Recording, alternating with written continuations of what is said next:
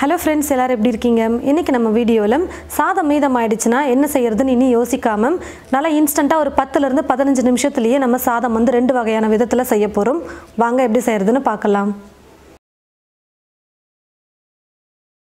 Stove பத்த வச்சிட்டு stove மேல ஒரு கடாய் வச்சிருக்கேன். கடாய் நல்லா சூடேறினதும் எண்ணெய் சேர்த்துக்கிறேன். எண்ணெய் நல்லா சூடேறினதுக்கு அப்புறமா கடுகு கொஞ்சமா சேர்த்துக்கிறேன். கடுகு நல்லா பொரிஞ்சதும் 1 ஸ்பூன் கடலை பருப்பு 1 ஸ்பூன் உளுத்தம் பருப்பு சேர்த்துக்கிறேன். உளுத்தம் பருப்பு கடலை பருப்பு ஓரளவுக்கு வறுபட்டதும் பூண்டு சேர்த்துக்க போகிறேன். கொஞ்சம் சின்ன சின்னதாக இருக்கிறதுனால நான் 10 பல் பூண்டு எடுத்துருக்கேன். நீங்கள் வந்து ஒரு 6-7 பல் பூண்டு எடுத்துக்கோங்க.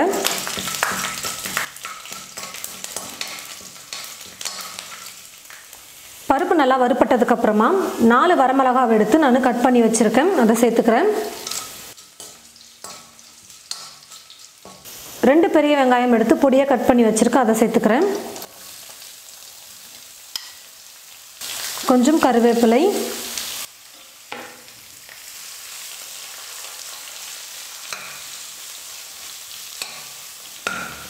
வெங்காயம் நல்லா வதங்கினதுக்கு அப்புறமா 2 தக்காளி பழம் எடுத்து கட் பண்ணி வச்சுருக்கேன். அதை சேர்த்துக்கிறேன். தக்காளி கூடவே 1/4 ஸ்பூன் அளவுக்கு மஞ்சள் தூள் சேர்த்துக்கிறேன். சாதம் சேர்த்து மிக்ஸ் பண்ணுறதுனால இப்போவே சாப்பாட்டுக்கும் சேர்த்து நான் உப்பு சேர்த்துக்கிறேன்.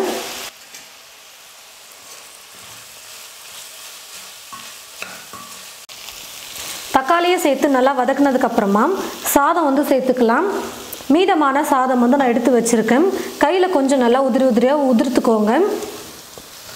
ஸ்டவ்வை வந்து மீடியம் ஃப்ளேமில் வச்சுக்கிட்டு இதுக்கப்புறம் குக் பண்ணிக்கணும். மதியம் வெடித்த சாதம் வந்து பார்த்திங்கன்னா அப்படியே மீதி ஆயிடுச்சு. அதனால் மீதம் இருக்கிற அந்த சாதத்தை வச்சு இந்த மாதிரி நம்ம பண்ணிகிட்ருக்கோம். இது கூடவே கொஞ்சம் லைட்டாக டிஃபன் மாதிரி ஏதாவது எடுத்துக்கிட்டோம்னா வீட்டில் இருக்கிற எல்லாருக்கும் சரியாக போயிடும். கொஞ்சம் லைட்டாக 2 தோசையோ 2 இட்லியோ சாப்பிட்டுட்டு கொஞ்சம் சாதம் சாப்பிட்டுட்டோம்னா நைட்டு டின்னர் வந்து முடிஞ்சிடும்.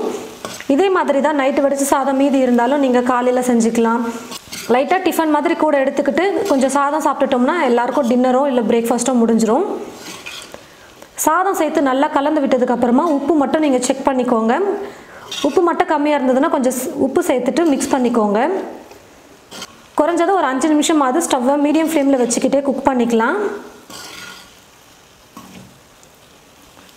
பாருங்கள் ஃப்ரெண்ட்ஸ், 5 நிமிஷம் ஸ்டவ்வை மீடியம் ஃப்ளேமில் வச்சுக்கிட்டே நல்லா குக் பண்ணிக்கிட்டேன்.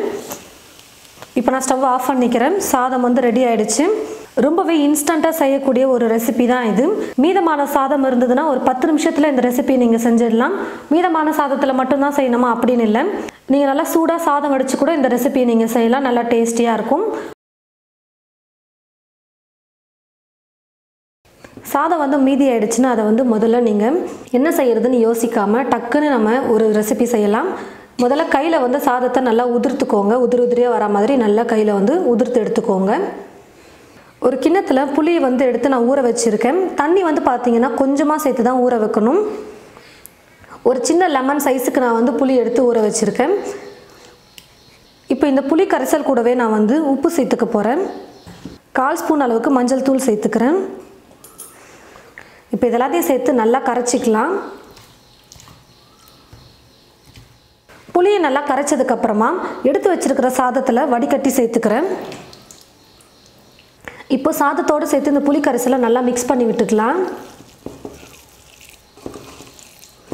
நைட்டு வந்து சாதம் மீதம் ஆயிடுச்சுன்னா அது நீங்கள் இது போல் புளியை வந்து கலந்து வச்சுட்டிங்கன்னா அடுத்த நாள் காலையில் செய்யறதுக்கு ரொம்ப சூப்பராக இருக்கும். புளி வந்து சாதத்தோடு நல்லா ஊறி இருக்கும்பொழுது அடுத்த நாள் தாளித்து நம்ம சாப்பிடும்போது புளி சாதம் ரொம்ப சூப்பராக இருக்கும்.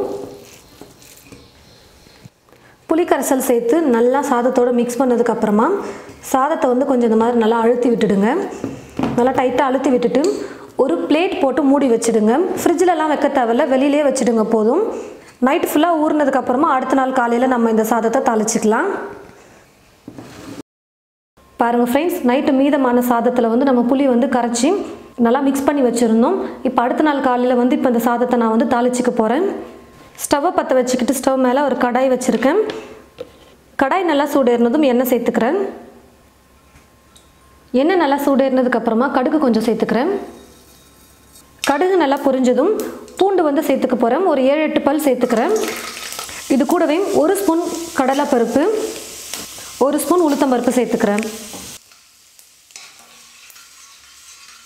இது கூடவே நான் வந்து வேர்க்கடலையும் சேர்த்துக்க போகிறேன். வறுத்து வச்சுருக்கிற வேர்க்கடலையே சேர்த்துக்கிறேன். வேர்க்கடலை பிடிக்கலைன்னா நீங்கள் ஸ்கிப் பண்ணிக்கலாம். ஒரு 4 வரமிளகாவை கிள்ளி எடுத்து வச்சுருக்கேன், அதை சேர்த்துக்கிறேன். வறுக்காத வேர்க்கடலையாக இருந்ததுன்னா முதல்ல எண்ணெயில் வேர்க்கடலையை வறுத்து ஒரு பிளேட்டில் எடுத்து வச்சுக்கிட்டு அதுக்கப்புறமா கடுகெல்லாம் போட்டு தாளிச்சிக்கலாம். கருவேப்பிலை கொஞ்சம் சேர்த்துக்கிறேன்.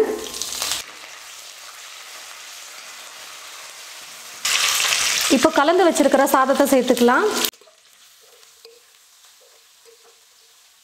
ஸ்டவ்வை மீடியம் ஃப்ளேமில் வச்சுக்கிட்டு நல்லா கலந்து கொடுத்துக்கலாம்.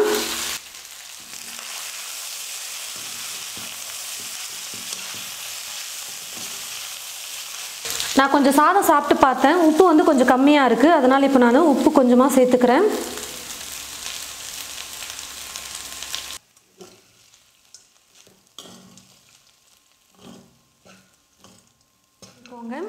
சேர்த்துருக்கிற புளியோட பச்சை மணம் போகணும். அதனால் ஸ்டவ்வை மீடியம் ஃப்ளேமில் வச்சுக்கிட்டு ஒரு 5 நிமிஷம் நம்ம குக் பண்ணால் போதும். இப்போ நான் 5 நிமிஷம் நல்லா குக் பண்ணிக்கிட்டேன். இப்போ நான் ஸ்டவ் ஆஃப் பண்ணிடுறேன். மீதமான சாதத்தை நைட்டு தூங்குறதுக்கு முன்னாடியே கொஞ்சம் புளியை கரைச்சி மிக்ஸ் பண்ணி வச்சுட்டிங்கன்னா நல்லா புளி வந்து சாதத்தில் ஊறிடும். காலையில் எந்திரிச்சு தாளித்து மட்டும் நம்ம வச்சுக்கலாம். ரொம்ப டேஸ்ட்டாக சூப்பராக இருக்கும் இந்த புளி சாதம். இது போல் நீங்களும் உங்களுடைய வீட்டில் மீதமான சாதத்தை வச்சு இந்த 2 சூப்பரான ரெசிபிஸை ட்ரை பண்ணி பாருங்கள். கண்டிப்பாக எல்லாருக்கும் ரொம்ப பிடிக்கும். ட்ரை பண்ணி பார்த்துட்டு எப்படி இருக்குன்னு மறக்காமல் கமெண்ட் பாக்ஸில் வந்து கமெண்ட் பண்ணுங்கள். இந்த வீடியோவை மற்றவங்களுக்கும் ஷேர் பண்ணுங்கள். இது போல் நிறைய ரெசிபிஸ் பார்க்க என் சமையல் என் சுவை சேனலை மறக்காமல் சப்ஸ்கிரைப் பண்ணிக்கோங்க. கூடவே பக்கத்தில் இருக்கிற பெல் ஐக்கானை கிளிக் பண்ண மறந்துடாதீங்க. தேங்க்யூ.